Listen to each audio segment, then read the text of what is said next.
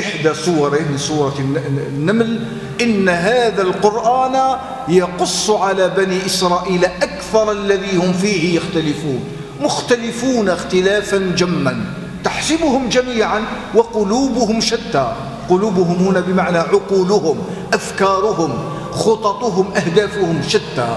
ومعروف حتى في الجماعات اليهودية الدينية التي تعنى فقط في بناء الهيكل أنهم 25 جمعية أو لجنة أو طائفة كلهم يرى بناء الهيكل على هذا النحو في ذلك المكان بعد إزالة كذا، وهم متبلبلة أفكارهم ومتصارعون فيما بينهم. هذا فقط الذين يبنون الهيكل، فكيف بالجناح العسكري والجناح السياسي وقل ما شئت.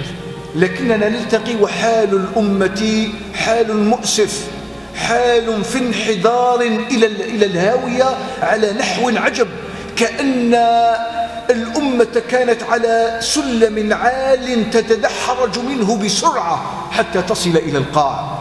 قد يصدق فيها قول محمد غنيم، هذا الشاعر المطبوع اللي توفي في السنة الأولى من القرن الماضي 1901.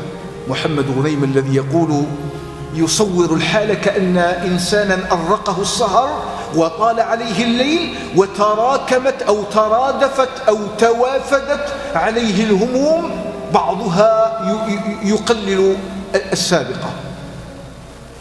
مالي ولليل يرعاني وأرعاه، أمسى كلانا يعاف الغمض جفناه.